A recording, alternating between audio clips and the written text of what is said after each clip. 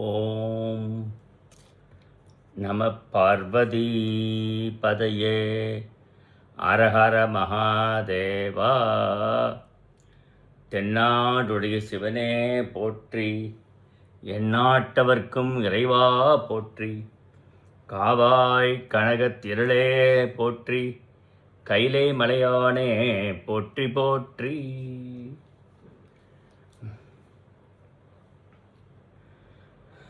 இப்பொழுது நாம் சிவபெருமான் திருவந்தாதி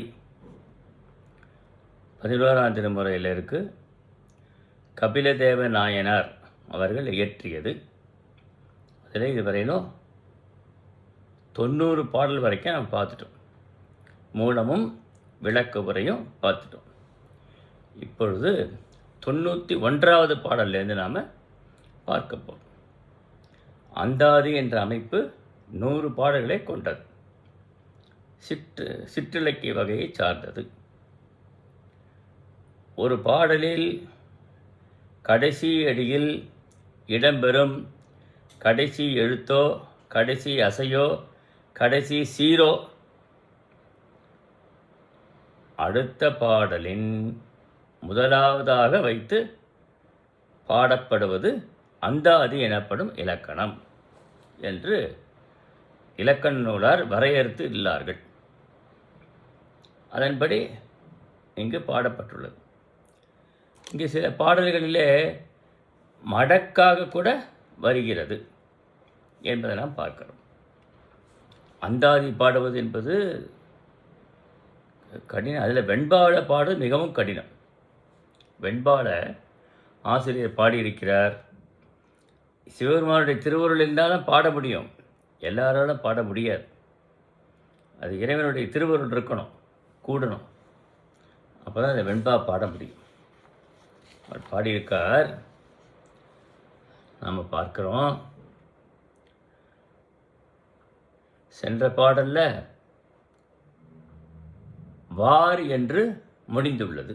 90வது பாடல் அடிக கடைசி சீர். இந்த பாடலில் அமரர் ஆவார்ங்கிறதா வார் என்று பிரிக்கிற போது அப்படி வரும். ஆவா என்று இந்த பாடலை தொடங்குகிறது. ஆவா மனிதர் அறிவினரே யாதொன்றும் ஆவார் போல் காட்டி அழகின்றோன். ஆவா பகல் நாடி பாடி படர் சடைக்கு பல்பூ பகல் நாடி ஏத்தார் பகர்ந்து. பொருள் என்னன்னா, ஐயோ மனிதர் யாதொன்றும் அறிவிலரே யாவர். மனிதர்கள்லாம் அறிவு என்பது அவர்களுக்கு இல்லாமல் போயிடுச்சு. பகற்போதில் இருந்து பகுக்கப்பட்டதாகிய இரவு போதில் இறைவனை தியானித்து பாடியும்,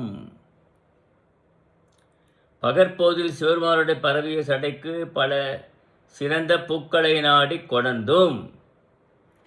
பகல் நேரத்தில் என்ன பண்ணோம்?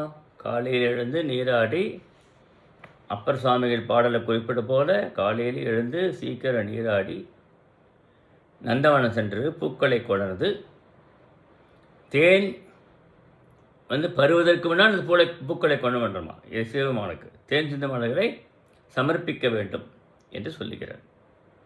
அதுபோல் அப்படி பூக்களை கொண்டு வந்து இறைவனை அர்ச்சனை செய்ய வேண்டும். இரவு போதில் இறைவனை தியானிக்க வேண்டும். அவன் திருநாமங்களை சொல்லி நாம் அர்ச்சனை செய்யணும். சென்ற பாடலில் பார்த்தோம், 1000 திருநாமங்கள் உடையவன் என்று சென்ற பாடலெல்லாம் வந்திருக்கிறது. 1000 திருநாமங்கள் சிவபெருமானுக்கு உண்டு. எல்லா இறைவனுக்கும் 1000 திருநாமங்கள் உண்டு. 1000 என்பது ஒரு எண்ணிக்கை என்று இல்லை, பல திருநாமங்களை உடையவன் சிவபெருமான் என்பது. இப்படி அவனுடைய திருநாமங்களை நாம் பாடி மனசில் தியானிக்க வேண்டும் என்கிறார் ஆசிரியர். நான் ஒரு 7-8 வருஷங்களுக்கு முன்னாடி, ஆண்டுகளுக்கு முன்பு தமிழ்மறையில் சிவ வழிபாடு என்று ஒரு நூலை இயற்றினேன். தொகுப்பு நூல்தான். சைவ தேவார 12 திருமுறைகளினின்றும் வரக்கூடிய தொடர்களை தொகுத்து அளித்துள்ளேன். சிவபெருமானுக்கு 1008 நாமங்கள் சொல்லி போற்றி என்று வரும். அதன் பிறகு சிவபெருமானுக்கு 300 நாமங்கள், 308 சொல்லலாம், 301 கொள்ளலாம். அது திரிசதி என்பது. 1000 பாடல்கள் சகசரநாமம் சொல்லுவது, 300 பாடல்கள் திரிசதி என்று கூறுவது வழக்கம். திரினா 3, சதினா 100, 300. அப்புறம் 108 நாமங்கள், அதையும் கொண்டிருக்கேன். சிறுமானுடைய எந்தெந்த ஊர்களில் எந்தெந்த நாமம் இருக்கோ அந்த நாமங்கள்லாம் சேர்த்து 108ஆக தொகுத்து கொடுத்திருக்கிறேன் இல்லையா? அதுபோல் அம்பிகைக்கு தேவார பாடலிலிருந்து உமையம்மைக்கு 1008 திருநாமங்களை போற்றியாக அளித்திருக்கிறேன். இந்த நூலுடைய விலை 100 ரூபா தான். 100 ரூபாய் என்பதுங்கிறது சாதாரண நிலை இந்த காலத்தில். அதனால் அந்த இது மட்டும் போடலை. அதுக்கப்புறம் பழகுதமிழ் இலக்கணம், எழுத்து, சொல்லு, அப்போ பழகுதமிழ் இலக்கணத்தில் பொருள், பழகுதமிழ் இலக்கணத்தில் யாப்பு, அணி என்று 3ஆக பகுத்து இலக்கண நூல்கள் தொல்காப்பியம் தொட்டு 40 இலக்கண நூல்களை உட்கொண்டு, அதில் நூற்பாலம் இருக்காது, வெறும் உரை மட்டும் இருக்கும். நிறைய எடுத்துக்காட்டு தந்திருப்பேன். அதில் எழுத்தில் ஒரு சிறப்பு என்னன்னு கேட்டால், வல்லின மிகுமிடம் மிகா இடம் புணர்ச்சி விதியிலேயே வந்துடும் எல்லாம். என்னால் தனியாக எடுத்து கொடுத்துருக்குறேன். ஆமாம், எல்லாரும் பயன்தரும் வகையில் அதை அமைத்திருக்கிறேன். 10ஆம் வகுப்பு படித்த மாணவர்கள் கூட அதை படித்து இலக்கணத்தை நன்கு உணர்ந்து கொள்ள முடியும் என்று. இந்த இலக்கண நூலை பற்றி 300 சிறப்பு இருக்குது. அதை உங்களுக்கு சொல்ல கடமைப்பட்டிருக்கிறேன் இந்த நேரத்தில். ஆமாம், நான் ஈரை மேல்நிலைப் பள்ளியில் தமிழாசிரியராக பணியாற்றினேன். எனக்கு முன்பிருந்தே பணியாற்றி ஓய்வு பெற்றிருக்கிறார் திரு வரதன் என்பவர். அவர் ஸ்ரீரங்கத்தை சார்ந்தவர். அவர் வேதியியல், கெமிஸ்ட்ரியில் பணியாற்றியிருக்கிறார். கெமிஸ்ட்ரி தலைப்பு அவருக்கு பாடம். அவர்கிட்ட படித்தவர்கள்லாம் நல்ல நிலையில் இருக்கிறார்கள் இன்றைக்கு. அவ்வளோ சிறப்பாக அவர் நன்கு படித்திருக்கலாம். ஆனால் அதை சொல்கிற விதம் இருக்கு இல்லையா, மாணவர்களுக்கு புரியும்படியாக சொல்லுவது, அதுதான் அங்கே சிறப்பு. நீ படித்த படிப்பெல்லாம் அங்கே காமிக்கக்கூடாது. மாணவருடைய தரத்துக்கு ஏற்றவாறு அவர்களுக்கு புரியும்படி சொல்லிக் கொடுப்பார். அதில் கை சிறந்தவர். அவருடைய பெண்ணை பிரேமியண்ணா எல்லாருக்கும் தெரியும். உலகமே அறிந்த பிரேமியண்ணா பாகவதர். அவரோட மகனார் ஸ்ரீ ரங்கன் என்று இருக்கிறார். அவரும் பிரேமியண்ணா போலவே வேதங்கள் பயின்றவர். ராமாயணம், மகாபாரதம், பாரதம் எல்லாம் பயின்றவர்கள். உபன்யாசம் செய்யக்கூடிய நல்ல ஆற்றல் உடையவர்கள். அங்கே உபன்யாசம் செய்து வருகின்றார்கள். ஆமாம், அவர்களை அவர் மாப்பிள்ளையாக அடைந்தார். ஸ்ரீரங்கத்தில் தான் கல்யாணம் நடந்தது. சிருங்கேரி மடத்தில் உள்ள கல்யாண மடத்தில் நடந்தது. நாங்கள்லாம் உதவி செய்தோம். நாங்கள் எல்லா பள்ளி ஆசிரியர் அனைவருமே அவருக்கு உறுதுணையாக இருந்து 4 நாள் 3 நாள் நல்லா உதவி செய்தோம் என்பது மறக்க முடியாத ஒன்று. அவர் என்ன பண்ணினார், அவருடைய மாப்பிள்ளை ஒரு முறை தன் மாமனார்கிட்ட, எனக்கு இலக்கண நூல் வேணும், அதை கொஞ்சம் பார்த்தா தமிழ் இலக்கணங்கள்லாம் பார்த்து தெரிஞ்சுக்கணுங்கிற ஆசையாக இருக்குது என்று கேட்டார். உடனே அவர் என்ன பண்ணினார், என்னுடைய எண்ணுக்கு கால் செய்து, சேது, சிங்கம் சேதுன்னு தான் சொல்லுவார் எப்போதும். அவர் எனக்கு பட்டப்பெயர் வைத்திருக்கிறார், சிங்கம் சேதுன்னு. இது மாதிரி உங்கள்கிட்ட இருந்ததுன்னா கொண்டு வந்து கொடுங்கோ, நான் ஆள் அனுப்புகிறேன், உங்கள் இதை வாங்கிக்கோங்கோ அப்படின்னு சொன்னேன். சரி, நான் ஜீயபுரத்துலேருந்து அங்கே கொண்டு போய் கொடுத்தேன். பையனை விட்டு எல்லாத்தையும் இலக்கண நூல்கள் தொல்காப்பியம் எழுத்தில் இளம்பூணர் உரை மிகவும் பழமையான நல்லா இருக்கும். சொல்லுக்கு சேனாவரையம், பொருளுக்கு நச்சினார்கனியர் பேராசிரியர், இவர்கள் சிறப்பாக கருதப்படுகிறது. அதுதான் பாடமாக வைத்திருக்கிறார்கள் எம்ஏ முதலிய இருக்கு. அந்த நூல்களையும் இப்போ நான் பழகுதமிழ் இலக்கணம் எழுதினேனே, எழுத்து சொல்லு பொருள் யாப்பணி 3 நூல்கள், அதையும் சேர்த்து அவர்கிட்ட கொடுத்து அனுப்பினேன். அவர் தன்னுடைய மாப்பிள்ளைகிட்ட சொல்லியிருக்கார், காமிச்சிருக்கார். தொல்காப்பியங்கள்லாம் அவர் பார்த்துட்டு அதெல்லாம் கொஞ்சம் சிரமம் புரிஞ்சு. ஏன்னா அவர் சமஸ்கிருத பண்டிதர், நல்ல வேதம் பயின்றவர், எல்லாம் ஆற்றல் உடையவர் தான். அதை படித்து புரிந்து கொள்ள கொஞ்சம் நேராகும். அதனால் இந்த நூலை எடுத்து பார்த்தார். ரொம்ப எளிமையாக இருக்குது. 10ஆம் வகுப்பு படித்த மாணவனே புரிந்து கொள்ள முடியும்னா அவர் பெரிய சம்ஸ்கிருத பண்டிதராச்சே, வேத விற்பனர், அவருக்கு புரியாதா? எளிமையாக புரிஞ்சுது. அந்த நூலை பார்த்துட்டு ரொம்ப நல்லா இருக்குது அப்படின்னு படித்து, அது ஒரு தடவை படித்தாலும் மனசில் பதிந்து விடும்.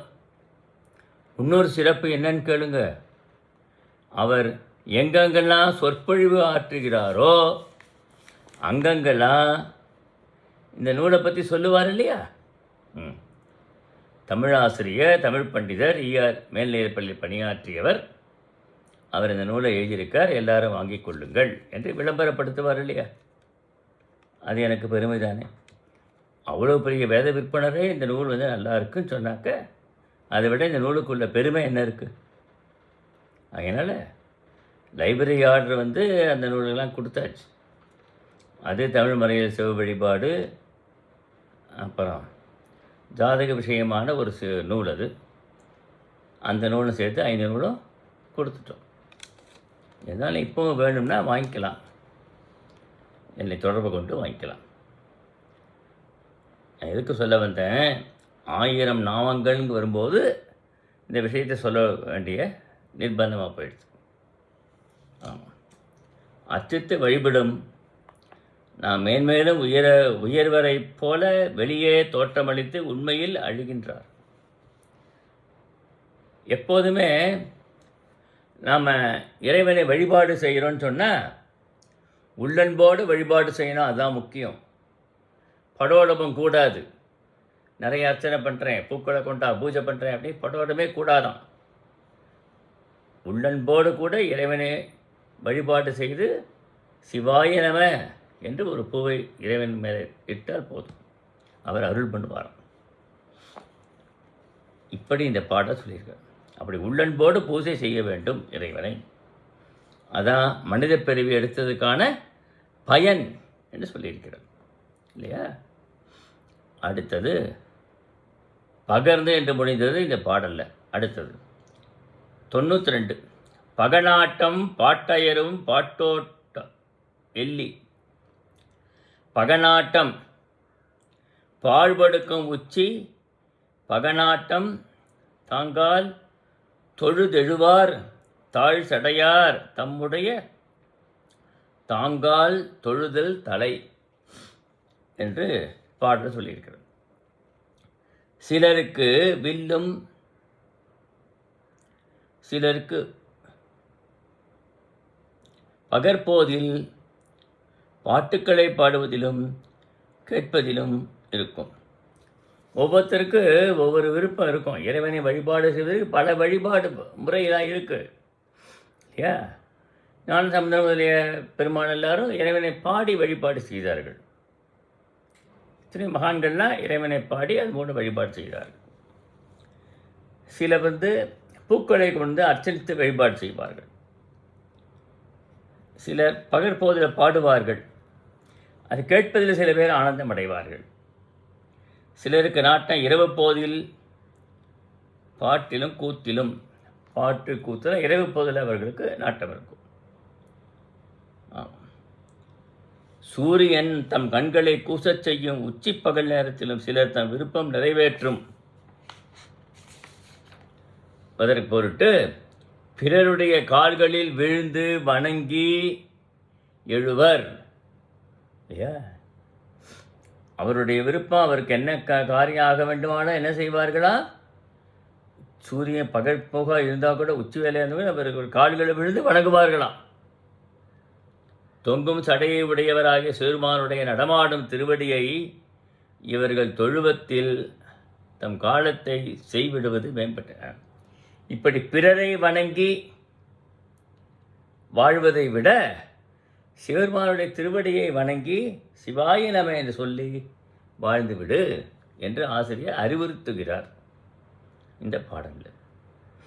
அப்புறம் 93 தலையாளங்காட்டில் பலி திரிவர் என்னும் தலையாளங்காடர்தாம் என்னும் தலையாய பாகீரதி வளரும் பல்சடையீர் வல்லிடையீர் பாகீரதி வளரும் பண்பு. பாகீரதிங்கிறது கங்கையை குறிக்கும். பகீரதன் பிரயத்தனப்பட்டு தவம் செய்து கங்கையை வரவழைத்தான். அதனால் அதற்கு பாகீரதி என்று பெயர். மேம்பட்ட கங்கையகம் பல சடைகளை உடையவரே. இறைவனுக்கு 9 சடை, சடாமுகுடம். அதில் ஒரு சடையில் தான் கங்கை தங்கியிருக்காளாம். பிரவாகம் பெருக்கெடுத்த கங்கையை ஒரே ஒரு சடையில் தாங்கி கொண்டாராம் அப்படின்னு சொல்கிறார் ஆசிரியர். வலிய காளையை வாகனமாக உடையவர். காளை மாட்டை வாகனமாக உடையவர் சிவபெருமான். மண்டையோடு கொண்டு அழகிய தாருகானது இல்லங்களில் பிச்சையை கேட்டு திரிபவர். கையில் பிரம்மகபாலம் ஏந்தி கொண்டு தாருகாவனத்து முனிவர்கள், இருடிகள்னா முனிவர்கள், அவருடைய பத்தினிமார்கள்கிட்ட போய் பிச்சை ஏற்பாராம் அவர் என்று திருபவர். எனினும் இவள் நும்மை பற்றி பேசிக்கொண்டிருக்கிறாள். இது கைக்கிளை தலைவி கூற்றாக இந்த பாடலை அமைத்திருக்கிறார். பேசிக்கொண்டிருக்கிறாள். இவளை போன்று அன்பு வளரும் பண்பினை எங்களுக்கும் பகிர்ந்து அளிப்பீர். தார்காவனத்து முனிவர்கள்ட்ட போய் பிச்சை எடுத்து அவர்களுக்கு அருள் செய்கிறீர்களே, பத்தினிமார்களுக்கு என்ன அருள் செய்யக்கூடாதா என்று கைக்கிளை தலைவி எங்கிறார். ஒரு நிமிடம் எங்கள் இல்லத்துக்கு வாருங்களேன், பிச்சை எடுப்பதற்கு வாருங்களேன், எனக்கு அருள் செய்யக்கூடாதா? ஏற்கனவே பிரம்மான் பிச்சை எடுத்து நம்மக்கிட்ட இருக்கிற ஆணவ மலம், கண்ம மலம், மாயாமலம் சைவத்தில் குறிப்பிடுவது 3 மலைகள் அவர் எடுத்துக்கொள்கிறாராம். அதான் பிச்சை ஏற்பவருடைய தத்துவம். பிச்சை ஏற்பவருடைய தத்துவம் அது. நமக்கு அருள் புரிகிறார். ஆமாம், இந்த 3 மலங்களை நீக்கினா பதியாகிய இறைவனை அடைய முடியும். உயிர் அடைய முடியும், பதியை அடைய முடியும். நம்ம இதுவரைக்கும் இப்படி இருக்குது, மாயாமனம், ஆணவமனம், கண்மமனம் இருக்குது. இந்த 3ஓடு சேர்ந்து இருக்குது இந்த உயிரானது. அந்த உயிரானது பதியாக இறைவன் தனியாக இருக்க. பதியை அடையணும்னா இந்த 3ஐயும் விடணும், அடையணும். அதுதான் தட்சிணாமூர்த்தி வடிவம். அவர் அருள் பண்ணுறாரு பற்றியா? அதான் இதான் இங்கே ஆசிரியர் சொல்லுகிறார். அந்த தாழ்காவது முனிவருக்கு அருள் பண்ணினேரே, அதுபோல் எங்களுக்கும் அருள் பண்ணுவீர். அப்புறம் 94வது பாடல். பண்பாய நான்மறையான் சென்னி பழி தேர்ந்தான், பண்பாய பைங்கொன்றை தார் அருளினான், பண்பால் திருமாலும் அங்கை மங்கை சிவர்க்கடிமை செய்வான், திருமாலு மங்கை சிவன் என்று இந்த பாடல் சொல்லியிருக்கிறார் இல்லையா? இந்த பாடலில் அப்படி ஒரு பாடல். இந்த பாடலுடைய பொருளை நாம் பார்க்கிறோம். பண்பாய நான்மறையான் என்றும் சிவபிரான் இசை பரவி உள்ள 4 வேதங்களையும் ஓதுபவன். நான்மறையான 4 வேதங்கள், ரிக்கு, யஜுர், சாமம், அதர்வனம், 4 வேதங்களை ஓதுபவன் சிவபெருமான். ஆமாம், வேதங்களை தோற்றுவித்தனும் அவன் தான், வேதங்களை ஓதுபவனும் அவன் தான். வலிய காளையை வாகனமாக உடையவர். அதுக்கப்புறம் மண்டையோற்றை பிச்சை ஏற்றலை கொண்டவன். அவனுடைய பண்புகளில் ஈடுபட்டு அவற்றாலே திருமாலும் பெண்வடிவாய் அவனுக்கு அடிமை பணி பூண்டு ஒழுகினான். திருமாலே பெண்வடிவு எடுத்து சிறுமானுக்கு அடிமை பூண்டு ஒழுகினாளாம். அவருடைய குணங்களை பார்த்து, சிவனுடைய உயர்ந்த பண்புகளை பார்த்து என்று சொல்கிறார். மாலும் ஒரு பாகத்தை உடையவன் தேவார பாடல்களை வருகிறது. உமையம்மை ஒரு பாகம், மாலும் ஒரு பாகம் என்று. திருமகனும் மயங்குவதற்கு காரணமான பேரழகினை உடைய நங்கைக்கு பெருமாண்டான் வழக்கமாக அணிந்து கொள்வதாய பசிய கொன்றை பூமாலையை அருள வேண்டாமா? இந்த நங்கை இருக்காளே, ஒருதலை காதலுடைய கைக்கிளை தலைவி, எப்படிப்பட்ட அழகு இவோ, திருமகள் போன்ற அழகாம். ஆமாம், பெண்களை வர்ணிக்கிற போது இலக்கிய மரபில் திருமகள் போன்ற அழகுடையவள் என்று சொல்வது வழக்கம். ஆண்களை மன்மத போன்ற அழகுடையவன் என்று வர்ணிப்பது வழக்கம். அது மரபு, இலக்கிய மரபு. அது எந்த இலக்கியத்தில் அப்படி தான் வர்ணிப்பாங்க. அப்படி சொல்கிறாரு, திருமகள் போன்ற அழகுடைய நங்கைக்கு உன்னுடைய கொன்றை மாலையை தரக்கூடாதா? வேற ஒன்றும் கேட்கலையே, நீ தலையிலே அணிந்துள்ள கொன்றை மாலையை தானே கேட்குற, அதை கொடுத்து விட மகிழ்ச்சி அடைவாளேவோ என்கிறார். இப்படி இந்த பாடலானது அமைந்து சிறக்கிறது. இந்த பாடலில் 3ஆம் அடிக்கன் மங்கை என்ற பெயரை அடுத்து ஆக்கச் சொல்லாகி செய்ய என்னும் வினையச்சம் விகாரத்தால் தொக்கது. செய்ய என்ற வினையச்சம் விகாரத்தாக தொகுத்து காண வருகிறது. 4ஆம் அடிக்கன் மங்கைக்கு என்றும் 4 உருவு. அது மங்கைக்கு என்பது 4ஆம் உருவு, கூ என்பது 4ஆம் உருவு. அப்படி வருது என்று இலக்கண குறிப்பையும் நாம் அவ்வப்போது பார்த்து வர வேணும். 95ஆவது பாடல். சிவன்மாட்டுக எழுதும் தானும் நகும் என்னும் சிவன்மேய செங்குன்றோர் என்னும் சிவன்மாட்டங் காலிங் கணம் நினையும் ஆயிழையீர் அம்கொன்றை ஆலிங் கணம் நினையும் ஆறு அப்படின்னு சொல்லி இந்த பாடல் முடிகிறது. நம் மனம் உய்யுமாறு சிவன் இருக்கும் இடத்திற்கு எழுவோம் என்கிறார்.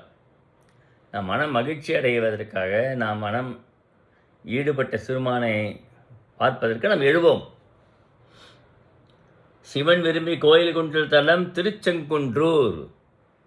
திருச்செங்குன்றூர்னா திருச்செங்கோடு சொல்கிறோம் இல்லையா, ஆனால் திருச்செங்குன்றூர் என்பது அங்கே தான் அர்த்தநாரி வடிவத்தில் இறைவன் காட்சியளிக்கிறார். ஆமாம், கொங்கு நாட்டத்தில் இருக்கக்கூடிய தலம், கொங்கு நாட்டு தலம் இது. அங்கு அவ்வூருக்கு சென்ற பெருமானை தழுவிக் கொள்ளுதலை நினைக்கிறாள், நாடுகிறாள். அந்த ஊருக்கு செல்லணும், அங்குள்ள பெருமானை நாம் தழுவிக் கொள்ள வேண்டும் என்று எண்ணுகிறாளாம். அப்போ நாணம் ஏற்படுகிறது அவளுக்கு. இப்போ சிரிக்கிறாளாம். அவள் அறியாமல் அவளுக்கு சிரிப்பு வருகிறது. அழகே கொன்றைப்பு மாலை எடுத்து கொண்ட விரும்பினாள் இவள் இங்கன நினைக்கும் வழியாளாகி விட்டாள். கொன்றை மாலையை அந்த திருச்செங்கோட்டுக்கு சென்று இறைவனை தழுவிக்கொள்ளணும், அவருடைய கொன்றை மாலையை நாம் வாங்கி கொள்ள வேண்டும் என்று எண்ணுகிறாளாம். அதே மனத்தை இவள் பறிகொடுத்து விடுக்கிறாள் என்று ஆசிரியர் கூறுகிறார். ஆமாம், உகப்பு, உகப்புன்னா உயர்வுன்னு அர்த்தம். உகப்புன்னா அதான் உயர்வான எண்ணம் அது என்று பார்க்கிறோம். 96. ஆறாவெங்கூற்றுதை தானை தோல் போர்த்து அந்தங் காரூர் சடையீர் கமையாதே ஆராத ஆனினத்தார் தாம் தம் அணி இழையிறார் அடிமை ஆனினத்தார் தாம் தவிர்ந்த ஆட்டு என்று சொல்றார் ஆசிரியர். இல்லையா? வெப்பம் குறையாத யமனை காலால் உதைத்து, ஆமாம், திருக்கடையூர் என்ற ஊரில் மார்க்கண்டேயன் பொருட்டு யமன் பாசம் வீசவ அவருடைய இறைவன் தோன்றி அந்த லிங்கத்து திருமேனியை தோன்றி அவனை காலால் உதைத்தார். இது 8 விரட்ட செயல்களில் ஒன்று. அதுபோல் தாருகாவன முனிவர்கள் ஏவிய யானையை வேகமாக அந்த யானையை அவர் தோலை உரித்து போர்த்தி கொண்டாராம். குறித்த நனையனை போர்த்தி கொண்டாராம். அது திருவழுவூர் என்ற ஊரில் இருக்கு. திருவழுவூர் என்று வீரட்டானம், அந்த ஊரில் நிகழ்ந்தது. இது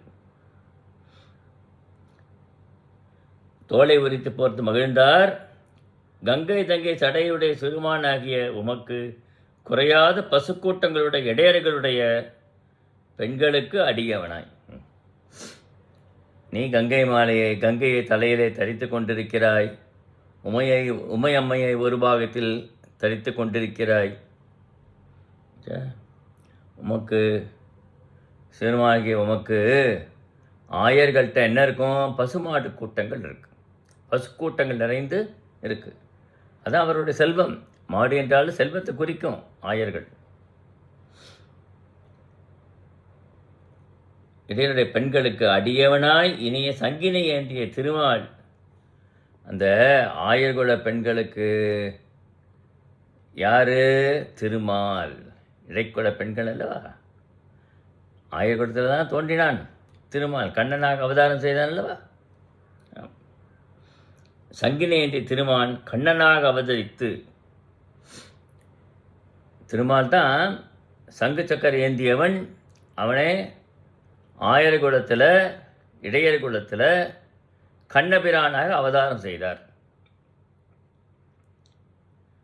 ஆடி தவிர்த்த குடக்கூத்து என்ற நடனத்தை முதல் செய்யாது. அவர் ஆடினது குடக்கூத்து என்று பெயர். குடத்தை தலையில் கொண்டு ஆடுவது, அது குடக்கூத்து என்ற நடனம்.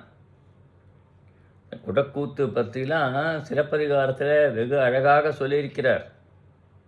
இந்த நடனங்கள்லாமே ஒரு முறை நாம் பார்க்கலாம்.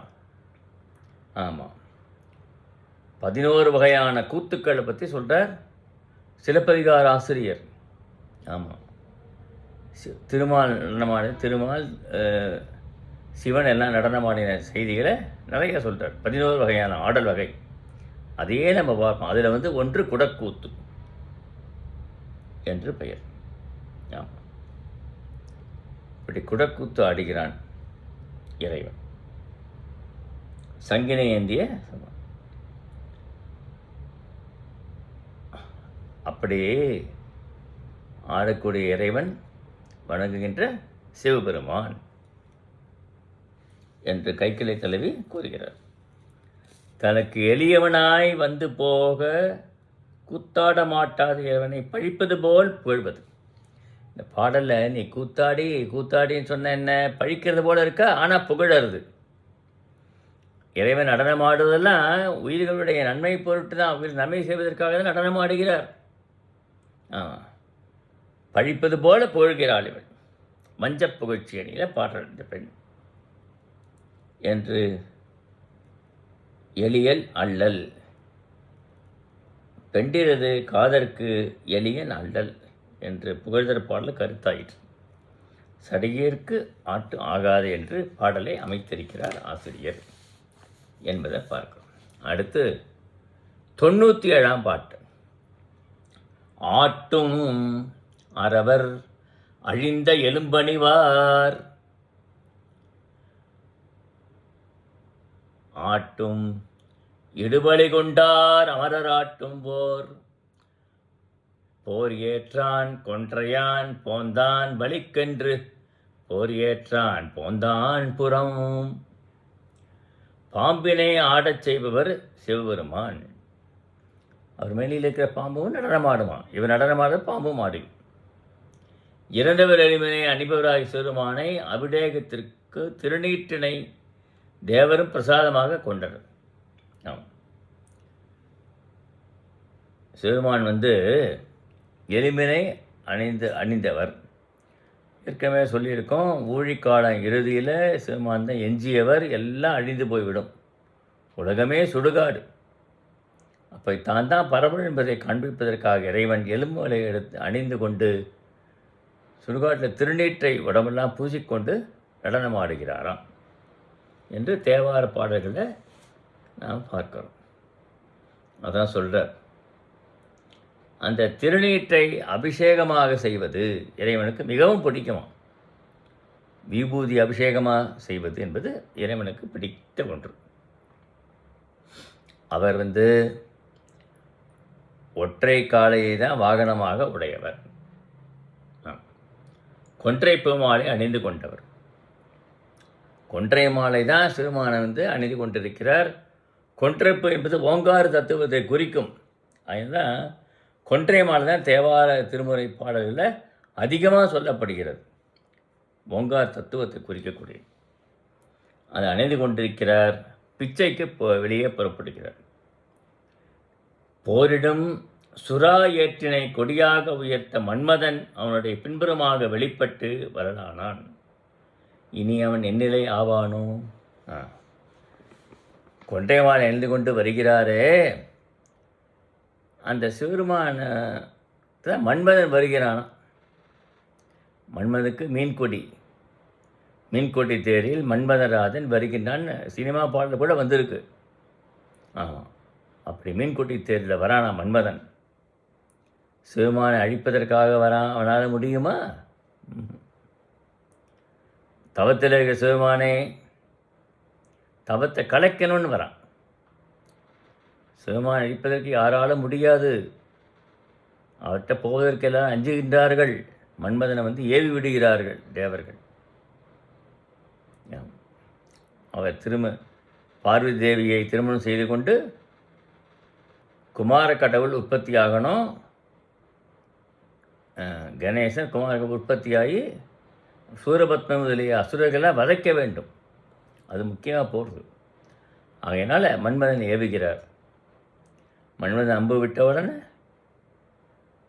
நெற்றிக்கண்ணை திறந்து சிவமான் அவனை எரித்து விடுகிறார். மன்மதனுக்கு அனங்கன் என்று பெயர். அனங்கன்னா உருவம் இல்லாதவன். ரதிதேவி வேண்டிக் கொண்டாளாம், உனக்கு மட்டும் அவன் காட்சியளிப்பான் என்று வரம் கொடுத்து விடுகிறார். மற்றவர்களால் உருவமாக தெரியாது. காதலிப்பவர்கள் ஆனான பெண்ணால் மன்மதன் தான் காதலை ஏற்படுத்துகிறான் என்று இலக்கிய மரபு இந்த பாடலாம் வருகிறது. அது போல் அப்படி அவன் கொடி மன்மதன் கொடி தான் மீன் கொடி. அவன் என்ன அப்படி போயிட்டு வேகமாக வரான், என்ன ஆவான்? எரிந்து சாம்பலாக போகிறான் என்று ஆசிரியர் குறிப்பாக கூறுகிறார். இது தாய்க்கூற்றாக அமைகிறது இந்த பாடல். 98 புறந்தாள் புறனுரை அஞ்சாதே. புறந்தாள் பலி பொதுவுன் ஆடி புறந்தாள் பொன். புறந்தாள் பொன் புறந்தாள் பலி பொதுவுன் ஆடி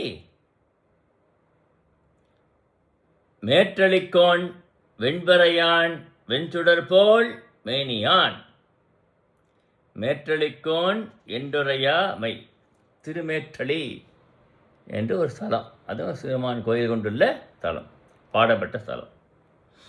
பெண்ணே, முதுகுப்புறம் தோழன் கூந்தலை உடைய மகளிர் புறம் கூறும் சொற்கு அஞ்சாமல் வெளியே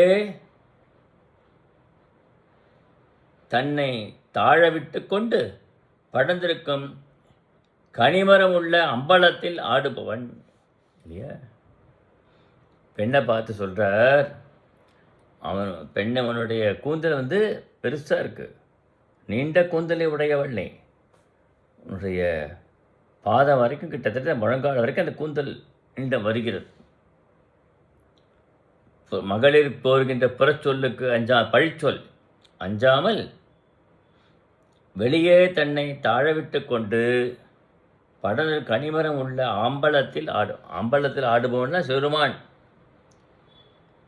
ஆமாம், இந்த பெண்மணி கூந்தலுடைய பெண்மணி சிவருமானை பார்க்கிறார். வெளிப்புறம் தாழ்ந்து காணப்படும் பொன்போன்ற சடையின் மேல் கங்கையை கொண்ட தலைவன், வெண்பெறை சூடியவன், வெள்ளிய சந்திரனை போன்ற திருநீர் அணிந்தவன், மேற்ற கோயிலில் வீற்றிருப்பவன் என் தலைவனாவான் என்று அவள் சொல்லுகிறார். அந்த பெண்மணி சொல்கிறாளாம், கூந்தலை நிறைய தாழ விட்டு கொண்டு எம்பெருமான் என்ன செய்பவன் தெரியுமா? நீண்ட சடையே உடையவன், அம்பலத்தில் கூத்தாடுவன். அம்பலம்னா சிதம்பரம் மன்றம். வெளிப்புறம் தாழ்ந்து காணப்படும் பொன் போன்ற சடையின் மேல் கங்கையை கொண்டவன். சடை எப்போதுமே பொன் போன்ற தங்க நிறத்தை உடையது என்று வர்ணிப்பது வழக்கம். கங்கையை உடையவன், கங்கையை கொண்டதில் அதில் வெண்பரையும் சூடியவன். தலையில் வெண்பரையும் ஒரு பக்கம் இருக்குது. மூன்றாம் பெரிய சந்திரனை சூடி சந்திரனுக்கு அருள் புரிந்தார். இப்படி திருநீர் அணிந்த மேனியை உடையவன். அப்படிப்பட்ட இறைவன் திருமேற்றளி என்று சொல்லக்கூடிய பதியிலே கோயில் கொண்டிருக்கிறான் என்று தலைவி, என் தலைவன் அப்படிப்பட்டவன் என்று புகழ்ந்து கொள்கிறாளாம். ஆமாம், பழங்களை தருவதென காரண பெயர். பலி என்பது பழங்கள். இந்த பாடலில் பழம் வருதில்லையே, அது பழம் என்று சொல்லலாம். நீர்த்துளி ஆகவையால் கங்கை குறிக்க நீர்த்துளி. நீர்த்துளி என்பது கங்கை ஒரு துளி தானே. பாய்ந்தவர் கங்கையே ஒரு துளி சடையில் தாங்கியிருக்கிறான், அது நீர்த்துளி. மேற்று சில கோயில் என்பது பழையாறை மேற்றளி.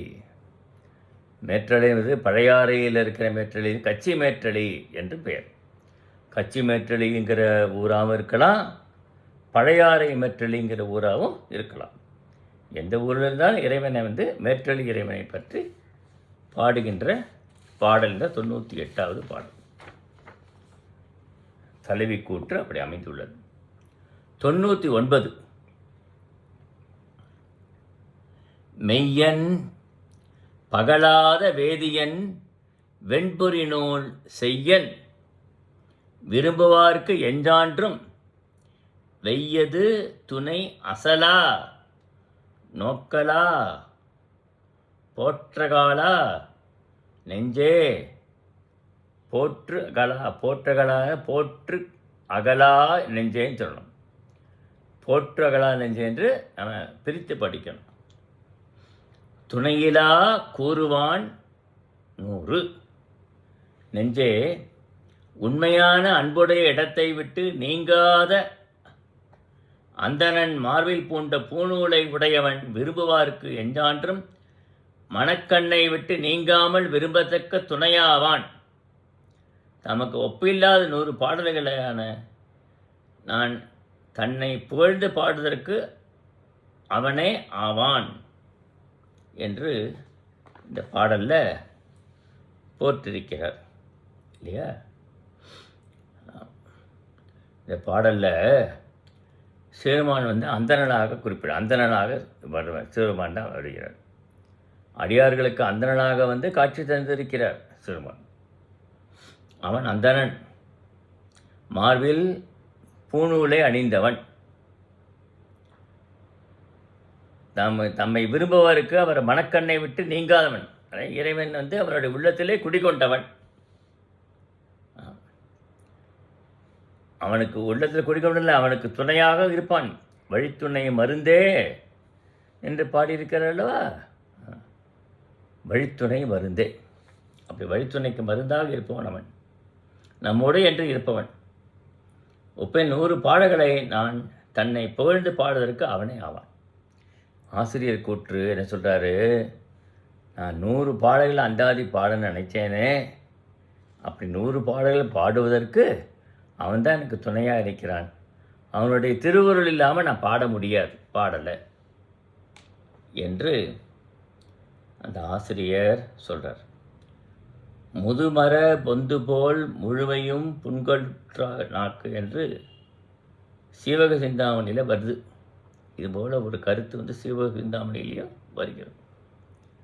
ஆசிரியர் சொல்கிறாராம், சாதாரணமாக நான் எளியனாகிய யான் சிவமானு குறித்து 100 பாடல்களை பாடணும்னு நினைச்சேனே. ஆச்சா, அவனுடைய துணை இல்லாமல் பாட முடியுமா? அவனுடைய திருவருள் இல்லாமல் என்னால் பாட முடியுமா? பாட முடியாதே என்று சொல்கிறார். அடுத்தது 100வது பாடல். அந்த 100ன்னு முடிஞ்சது, 100ன்னு ஆரம்பி. 100ஆன் பயனாட்டி 100 மலர் சொரிந்து 100 நொடிவதனில் மிக்கதே 100ஆ உடையான் பிறந்து எரி உத்தமனை வெள்ளேருடையான் பாடலால் 1 100 பசுக்களே பால அபிஷேகம் செய்து, இறைவனுக்கு 100 பசுக்களே பாலை கொண்டு அபிஷேகம் புரிய வேண்டும். திருச்செஞ்சலூர் என்று கூட சண்டீச பெருமான் ஆக்களை மேய்ந்து, ஆக்கள் தானாகவே சரி இறைவனுக்கு அபிஷேகம் செய்துதான் 100 பசுமாடுகளை பாலை கொண்டு இறைவனுக்கு அபிஷேகம் செய்யணுமா. 100 வகையான பூக்களை அர்ச்சனை வாயிலாக அவன் திருவடிகளில் தூவ வேண்டும். பல வகையான 100 வகையான பூக்கள் அதை அர்ச்சனையாக அவனுடைய திருவடிகளில் தூவ வேண்டும். திருநாமங்களை 100னை வழிபாடாக சொல்ல 100 பாடல்கள், அஷ்டோத்திரம் சொல்லவில்லையா, 100 பாடல்களை பாடிட்டே இருக்கணும். அதான் வழிபாடு. ஆமாம், பசுக்களை உடைய கண்ணனாக அவதரித்த திருமாலை தன்னுடைய இடப்பாகத்தில் தாங்கியவன், திருமாலை இடப்பாகத்தில் தாங்கியவன், உமையமையை தாங்கியவன். அவன் தீவண்ணன், நெருப்பு போன்ற வடிவனை உடையவன் சிவருமான். ஆமாம், திருமால் நீலவண்ணம், உமையமையை நீலவண்ணன் தான். வெள்ளிய இடப வாகனத்தை உடையவன். இடப வாகனங்கிறதே தர்மதேவதை தான் இடமாக இறைவனை தாங்கியிருக்கிறார் என்று சொல்லப்படுகிறது. ஒரு பாடலால் மேம்பட்டதாகும் என்று இந்த 100வது பாடலை சொல்லி ஆசிரியர் முடிக்கிறார். இறைவனை வழிபாடு செய்யணும், 100 பசுக்களின் பாலை கொண்டு அபிஷேகம் செய்யணும், 100 நாம சொல்லி திருவடியில் போட்டு வணங்கணும், 100 வகையான பூக்களை கொண்டு திருவடியில் அர்ச்சனை செய்யணும்.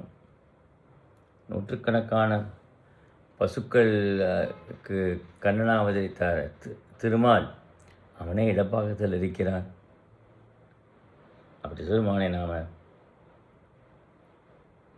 இந்த ஒரு பாடலால் துளைக்கின்றது மிக சிறப்பு.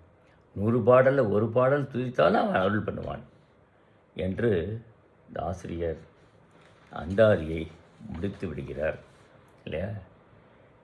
இந்த அந்தாதியில் 100 பாடல்களையும் பாடி அதற்கு பொழிப்புரை சொல்லக்கூடிய உரையும் ஆங்காங்கு சில இலக்கண குறிப்புகளையும் நான் என்னால் முடிந்த அளவுக்கு எளிமையாக மற்றவர்களுக்கு உரைத்தேன். நீங்களும் இந்த பாடல்களை பயின்று இறைவனுடைய திருவடிகளை வணங்கி பார்வதி பரமசிவனுடைய அனுகிரகத்தை பெற்று மேலும் மேலும் பல நன்மைகளை அடைவீர்களாக என்று இறைவனை நான் வேண்டிக் கொள்கிறேன். வணக்கம். இத்துடன் என்னுடைய சிறுமான் திருவந்தாதி என்ற கபிலதேவநாயனார் இயற்றிய 100 பாடலுக்கான மூலமும் விளக்கமும் இதனால் வரை சொல்லப்பட்டது. எல்லாரும் கேட்டு பயனடைவீர்கள். எல்லாரும் என்னுடைய திருவள்ளுக்கு பாத்திரமாக வேண்டும் என்று வேண்டிக்கொண்டு, நம்மளுடைய மனமே தான் சர்வேஜனாக சுகினோ பவந்து தானே, எல்லாரும் நன்மை அடையணும் என்று வேண்டிக்கொண்டு நான் இந்த சிற்றுரையை முடித்து கொள்கிறேன். ஓம் நம பார்வதி பதையே அரகர மகாதேவா. தென்னாடுடைய சிவனே போற்றி, எந்நாட்டவர்க்கும் இறைவா போற்றி, காவாய் கனகத் திரளே போற்றி, கைலை மலையானே போற்றி போற்றி. ஓம் சிவாய நம சிவாய நம சிவாய நம சிவாய நம சிவாய நம. ஓம்